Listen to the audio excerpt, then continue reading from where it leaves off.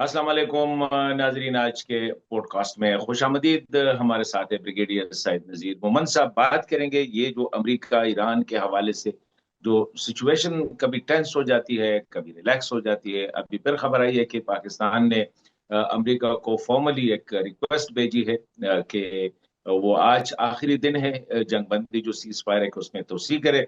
तो ब्रिगेडियर साहब से बात करेंगे इसी हवाले से कि ये क्या, हम तो 2-3 दिनों से ये गीदड़ बकरियां जो है ये सुनने में आ रहे हैं, कभी कहते आ रहे हैं। अभी तो ये खबर आई है कि अमेरिका की जो टीम है वो रास्ते में है। जाहिर बात है, वो तकरीबन 16-17 घंटे की फ्लाइट है, तो वो रास्ते में वो पाकिस्तान आ रहे हैं। और अब मोस्ट प्रोबेबली जो है मुज़ाकरात कल शुरू हो सकते हैं ईरान की तरफ से भी।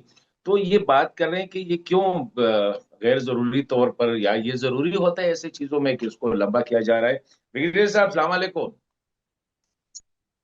जी वालेकुम अस्सलाम।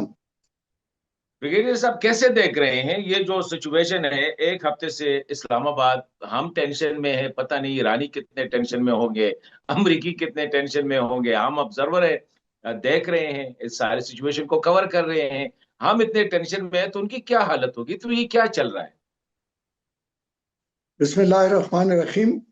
आप देख लो, ये तकरीबन 40 दिन का जंग जारी रहा और उसमें दोनों तरफ से नुकसानात हुए, और खुसूसी तौर पर ईरान के जो नुकसानात हैं उसके लीडरशिप के और इसके अलावा उनकी जो डिस्ट्रक्शन हुई है बहुत ज्यादा हुए हैं। फिर इसके अलावा नए टेंशन ने जगह बनाई है। वो नए टेंशन ये कि ईरान और गल्फ ममालिक के साथ जो ताल्लुकात थे उस पर काफी एक किस्म का जर्क पड़ा है। दूसरी तरफ पर हम ये देखते हैं कि गल्फ ममालिक को ये भी मालूम हो चुका है कि उनके पास जो अड्डे थे वो बनिस्बत उनको एक किस्म के सलामती देने या प्रोटेक्शन देने के वो उनके डिस्ट्रक्शन का या उनके मुसीबत का जरिया बन गए। ये भी एक नई चीज आ चुकी है। तीसरी बात यह आ जाती है कि जंग में तो गर्मा गर्मी होती है और दोनों तरफ से लड़ाई जारी होती है, और जो होम फ्रंट होता है वो जो भी उनको मतलब है कि जंग के लिहाज से तो वो अपने लीडरशिप के पीछे खड़ी हो जाती है। और जाहिर है कि वो समझते हैं कि हम हक पर है और हम जो लड़ाई लड़ रहे हैं तो ये जिस तरह ईरान कह रहा है हमारी सर्वाइवल की लड़ाई है, और अमेरिका कह रहा है कि नहीं, हम ईरान को जौहरी हथियार नहीं बनाने देंगे।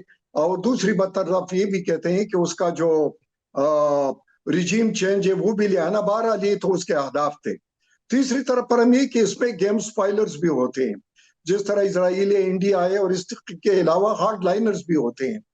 तो अब जब एक किस्म का जंगबंदी हो जाती है जो कि 2 हफ्ते की हुई थी, तो इसमें वो अनासर भी सर उठाते हैं कि नहीं भाई, ये जंग तो हम जीत चुके हैं। दूसरा तरफ कहता है हम भी ये जीत चुके हैं। अब जब हम बातचीत करेंगे तो मैक्सिमलिस्ट पोजीशन से करेंगे, इन्हें सबसे ज्यादा इससे अब फायदा उठाएंगे। दूसरा भी कहता है, लेकिन जब मेज पर बैठ जाते हैं तो उसके बाद जो कुछ उन्होंने जंग में हासिल किया है वो मेज क्या नाम है निगोशिएशन के टेबल पर उसमें नरमी ले आते हैं। तो और फिर ये भी होता है कि ये जो वक्फा होता है इसको हम स्ट्रेटेजिक पास कहते हैं। तो ये स्ट्रेटेजिक पास में दोनों तरफ पर अपनी पोजीशन भी मजबूत करते हैं, स्पेशली फोर्सेस को मूव करते हैं, अपने जो उनका नुकसान होता है उसको पूरा करने की कोशिश करते हैं, नई हिकमत नहीं अमली ब्रिगेडियर सामने साहब, तो लाने की आपका कोशिश करते आपका हैं। आपका आपका पॉइंट ऑफ व्यू ये है कि ये जो सीज फायर है असल में कोई मुआहिदा मुमकिन नजर नहीं आ रहा है, ये एक स्ट्रेटेजिक पास था, अब ये दोबारा शुरू करेंगे? आप क्या ये कहना चाह रहे नहीं, मैं ये नहीं कहना चाह रहा हूं। मैं कहता हूं कि ये जो नेगोशिएशन, देख लो, जंग तो खत्म हो जाती है एक सीज फायर पर, लेकिन जब मुआहिदा हो जाते हैं तो उसके पूरा भार, उसका पूरा जो वजन है, उसकी पूरी जो उसके बाद इम्प्लीकेशंस है वो उस लीडरशिप को भुगतना पड़ता है। आपने देखा होगा कि फर्स्ट वर्ल्ड वॉर हुआ और उसमें एक गैर मुनसिफाना मुआहिदा हो गया। उस गैर मुनसिफाना मुआहिदे के नतीजे में दूसरी जंग अजीम हुई, और जो ट्रीटी ऑफ वर्सेल्स था उसमें जाहिर है कि जितने भारी जुर्माने और जिस तरीके से वो मुआहिदा हुआ जर्मनी और उसके इत्तेहादियों के खिलाफ, तो जाहिर है वही जर्मनी दोबारा खड़ा हो गए और एक नई जंग उन्होंने छेड़ दी। इस तरह पाकिस्तान और इंडिया के दरमियान 65 का जो मुआहिदा हुआ था तो उसमें शास्त्री तो उधर ही मर गए प्रेशर की वजह से, और अयूब खान पर भुट्टो की तरफ से, जो कि भाई ताशखंद में उन्होंने कश्मीर को खो दिया है, हम जो जीत चुके थे। तो ये चीजें उसका बार फिर उठाना पड़ता है और सारी उम्र उसको उठाना पड़ता है। तो ये बड़ा मुश्किल मसला होता है। जंग करना आसान है, फिर उसमें सुलह लाना और सुलह में फिर मुआहिदे पर पहुंचना ये बड़ा मुश्किल काम होता है। तो मैं यही कहता हूं कि दोनों तरफ से अपने अपने जो एक तो जहनी दबाव में एक दूसरे को ला रहे हैं, दूसरा वार ऑफ नैरेटिव्स को सामने उन्होंने शुरू किया है, तीसरा ये है कि मैक्सिमम पोजीशन पर खुद को पोजीशन ऑफ स्ट्रेंथ में समझते हैं, और चौथी बात यह आ जाती है कि आप ये भी साथ दम की दोनों तरफ से कि हम मैदान को गर्म रख सकते हैं, हम दोबारा जंग शुरू कर सकते हैं।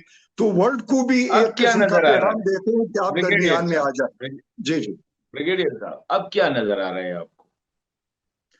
अब तो मुझे नजर ये आ रहा है कि ये जो जुबानी गोलाबारी थी ये हो चुकी, और इसने कुछ न कुछ असरात दिखा दिए हैं। अभी मैं आपको कुछ जमीनी हकायक बताता हूँ। जमीनी हकायक ये है कि देखो, स्ट्रेट ऑफ हॉर्मज़ पहले ईरान ने बंद किया था, और उस पर जो स्ट्रेटजी ऑफ ट्रैप है वो उसकी तरफ से, ट्रंप साहब की तरफ से आ गई, तो उसने और भी बंद कर दिया। आप यूं सोच ले कि किसी ने एक गिरा लगाए और उसके दोनों तरफ अगर दूसरा आदमी भी गिरे लगा दे दो, तो जब तक वो रस्सी ढीली नहीं करेंगे तो कोई गिरा नहीं खुल सकता। तो दोनों ने मतलब एक ही रस्सी ढीली करनी होगी और मुज़ाकरात पर आना होगा। एक तो ये है। दूसरी बात ये आ जाती है कि अब दोनों खुद को विनर डिक्लेयर कर रहे हैं कि मैं एक जंग जीता हूं, दूसरा कहता है मैं जंग। अब इसके बाद अगर जंग शुरू करते हैं तो जरूर इसमें एक लूजर होगा, एक विनर होगा। तो वो कौन? वो फिर ब्लेम करेंगे लोगों को कि भाई अच्छा भला अमन हो चुका था, मुआहिदा कर लेते। तीसरी बात ये कि ये जंग जो दूसरा होगा ये बड़ा खौफनाक होगा, इसलिए कि इसमें सिविल आबादी और सिविल इंफ्रास्ट्रक्चर और इसके अलावा पावर स्टेशन और वाटर डिसलिनेशन प्लांट और कम्युनिकेशन सेंटर और सप्लाई चेन मैनेजमेंट और जितना है सबको टारगेट करेंगे। ईरान करेगा अरब गल्फ कंट्रीज का, और जो अमेरिका है वो ईरान का करेगा। तो उससे फिर स्ट्रेट ऑफ हॉर्मज़ भी बन रहेगा, न तेल होगा, वो कहते हैं न मन तेल होगा और न राधा नाचेगी, वही वाली बात इधर आ जाएगी। और फिर ये भी बात आ जाती है कि दोनों को हासिल क्या होगा सिवाय डिस्ट्रक्शन के, सिवाय हाँ ये है कि इस वक्त तक अमेरिका भी अपनी फौजें बढ़ा रहे, अपने पोजीशन पर मौजूद है, और पासदारान जो है वो भी मौजूद है। दूसरा, पासदारान में ये बात आ चुकी है ईरान में कि वहां पर top leadership, second tier leadership खत्म हो चुकी है।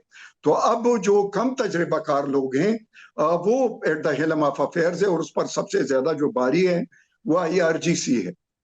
तो जाहिर है कि वो भी एक किस्म के हार्ड लाइनर्स हैं। और ये जंग का नुकसान भी होता है कि जब आप सेन एलिमेंट्स को या जो लचकदार या जो समझते हैं मुज़ाकरात को, उनको जब आप खत्म कर देते हैं तो फिर किससे बात करनी होती है, ये भी एक मसला हो जाता है। अब मैं आपको इसके सक्सेस ये एक बात कह दूं, सक्सेस स्टोरी ये है कि पहले भी मुज़ाकरात कामयाब हुए थे और इस दफा भी मुज़ाकरात ऑलमोस्ट तय हो चुके हैं। उसके शराइत अभी ट्रंप साहब ने बता दिया कि नहीं, वहां पर जो इन्होंने मुजाहिरों में औरतों को पकड़ा हुआ है तो उसको भी छोड़ेंगे, मैं उनको भी छुड़वाऊंगा। तो यही मतलब है कि चीजें आगे बढ़ती जाती है। तो इससे पहले कि मतलब वक्त खत्म हो, या तो सीज फायर को थोड़ा सा दवाम मिलेगा और या ये मुज़ाकरात शुरू होकर अभी ये ब्रिगेडियर साहब, अगर ये सिचुएशन है जो नक्शा आपने ड्रा किया, तो जेडी वैंस जो है इस वक्त हवा में है, तो ऐसा तो ना हो अगर वो वापस हो गया तो फिर वो हिंदू पंडितों वाली दुआ कबूल होगी अगर उसने रास्ता मतलब है कि तब्दील किया।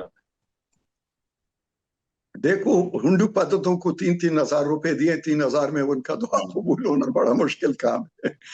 कोई ज्यादा देते तो शायद दिल से दुआ मांगते।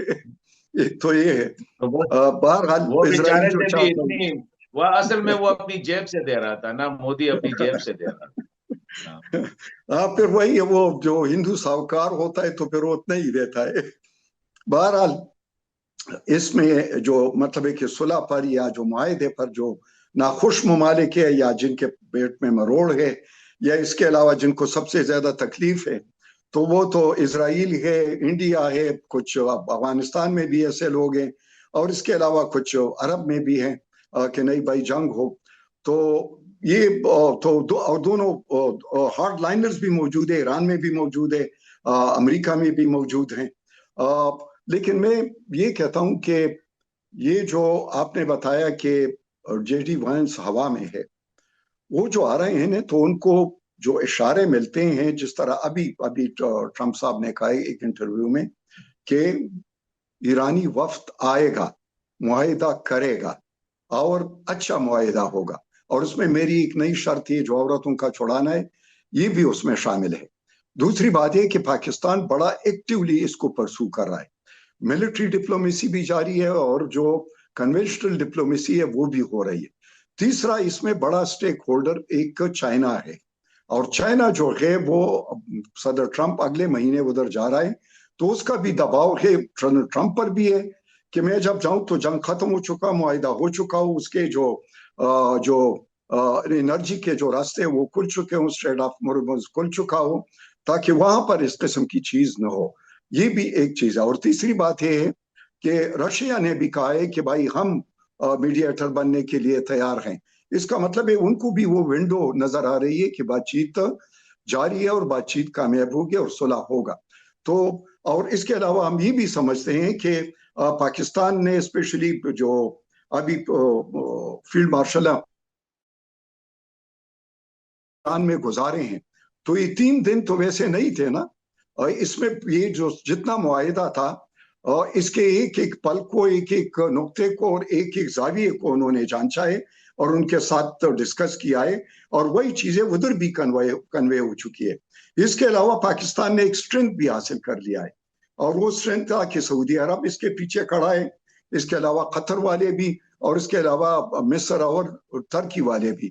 تو میرے خیال میں کہ ایسے اسٹرینتھ کے ساتھ، اور آلریڈی مذاکرات اتنے آگے بڑھ چکے ہوں، اور پھر یہ کہ ایک وفد آ رہا ہو اور دوسرا وفد نہ آ جائے، تو پھر پوری جو ذمہ داری ہوگی وہ ایران پر ہوگی، اور ایران میرے خیال میں کہ اس کو پھر برداشت نہیں کر پائے گا.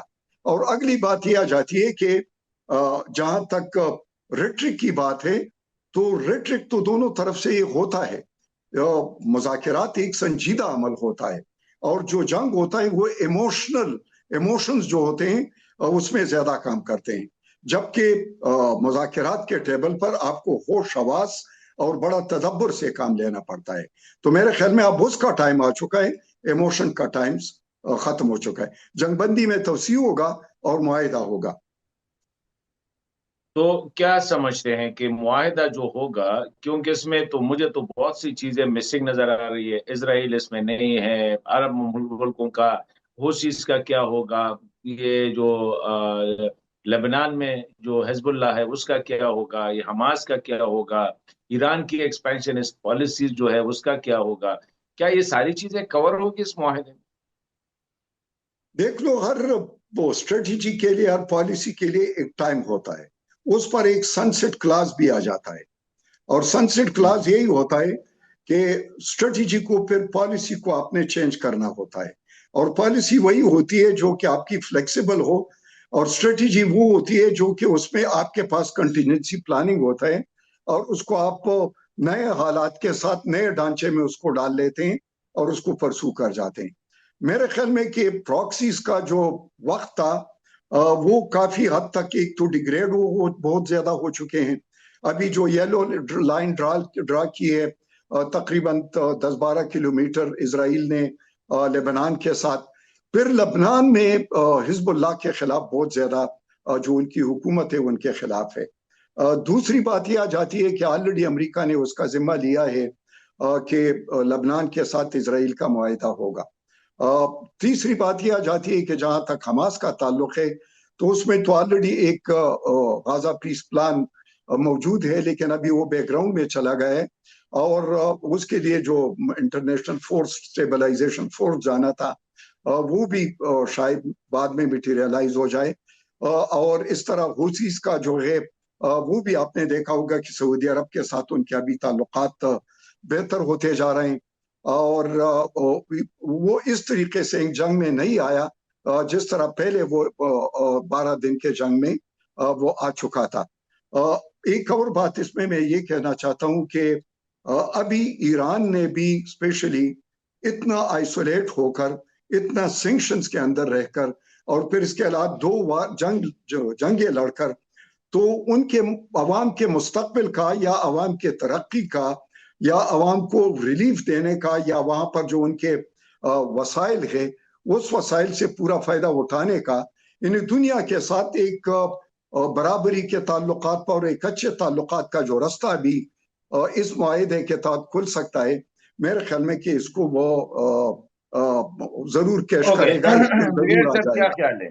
ये मेरे ख्याल में ये जो क्लर्जी होती है, स्पेशली जो क्लरिकल, ये बहुत कम सोचते हैं इसी हवाले से। लेकिन ब्रिगेडियर साहब, एक और सवाल जो जहन में आ रहा है वो ट्रम्प साहब आएंगे? ट्रम्प तो देख लो अपॉर्चुनिस्ट तो वो बड़ा है, और वो कैश करना नोबेल प्राइज के लिए पहले भी वो खुद को कैंडिडेट समझ रहे थे, और जब वो नहीं मिला तो वो जो जिसने को मिला था वो आई और उसने अपना जो नोबेल अवार्ड था वो उसके सामने रखा कि ये आपका है, तो बड़ा खुश हो गए। इसी तरीके से मेरे ख्याल में कि जेडी लेकिन वांस, उस बेचारी को भी डच किया ना, उसको तो कुछ नहीं मिला।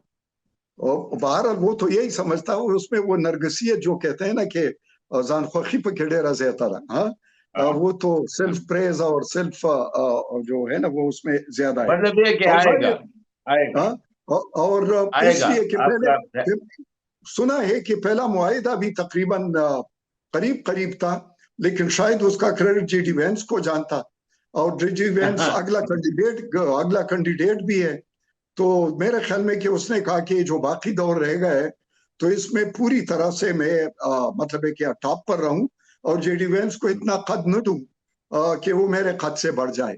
तो एक इस दफा मेरे ख्याल में कि वो आएगा, और फिर जाहिर है अगर वो आता है तो फिर पशकियान जो है उसका ईरान का सदर वो फिर आएगा, और फिर इस मुआहदे को बड़ा वेटेज मिलेगा दुनिया में, और मेरे ख्याल में कि इसका वेट होना भी चाहिए, क्योंकि ये बहुत बड़ा मुआहदा होगा सेकंड वर्ल्ड वॉर के बाद। बहुत बड़ी, मेरे ख्याल में, मेरे इसलिए ख्याल में कश्मीर और फलस्तीन के बाद ये सबसे पुराना 50 साल से ये सिलसिला चल रहा है, तो डेफिनेटली वेटेज तो मिलना चाहिए इसको। नहीं, इसके असरात आप देख लें कि पूरी दुनिया को इसने अपने लपेट में ले लिया है। आप टूरिज्म को देख लो, आप एनर्जी क्राइसिस को देखो, आप इकोनॉमिक क्राइसिस को देखो, और फिर ये जो दरारें पड़ गई है, जब देख लो नेटो को उनके खिलाफ वो आपस में ट्रम्प साहब उन पर जो बत्तियां कसता है, दूसरी तरफ पर देखो कि किस किस मुल्क ने इसराइल को काफी एक्सपोज हो चुका है, उसके साथ वो हलोकास्ट वाली हमदर्दियां भी नहीं रही है। इस तरह इंडिया को देख लो कि वो जाग की तरह बैठ चुका है, पाकिस्तान का खत कितना बढ़ गया है। फील्ड मार्शल आसिफ मुनीर साहब जो अभी वो फेवरेट फील्ड मार्शल है, the most brave, the more visionary field marshal हैं दुनिया के नजरों में। और फिर हमारे पॉलिटिकल लीडरशिप को देखो, उनका कद होम फ्रंट पर, इसके अलावा एक्सटीरियर लाइंस पर या डिप्लोमेसी में कितना हमारा कद बढ़ चुका है। फिर हमारा एक मिडिल पावर का मकाम आ चुका है। फिर हम नेट सिक्योरिटी प्रोवाइडर बन रहे हैं मिडिल ईस्ट में, ये भी बहुत बड़ी बात है। और फिर ये जो नया मुआहदा अगर हो जाता है, उसमें अभी कतर भी बहुत ज्यादा इंटरेस्टेड है कि सऊदी अरब के साथ हो चुका है, तो अभी टर्की के साथ, मिस्र के साथ, और शायद कतर भी उसमें शामिल हो। तो आप खुद सोच लो कि खत्ते का पूरा खदोखाल सिक्योरिटी आर्किटेक्चर में पूरा बदल जाएगा, और पाकिस्तान जाहिर है उसमें एक कलीदी, एक पिवटल किरदार अदा कर रहा है। तो जाहिर है कि पाकिस्तान पीस के मैदान में एक पीस मेकर के तौर पर, दूसरा सिक्योरिटी प्रोवाइडर के तौर पर, और तीसरी तौर पर एक डिप्लोमेटिक और रीच के लिहाज से इसका मकाम ब्रिगेडियर, पाकिस्तान के बल्ले बल्ले है, लेकिन अगर सिचुएशन को सही तरह एक्सप्लॉइट किया। बहुत शुक्रिया sir, thank you. Thank you.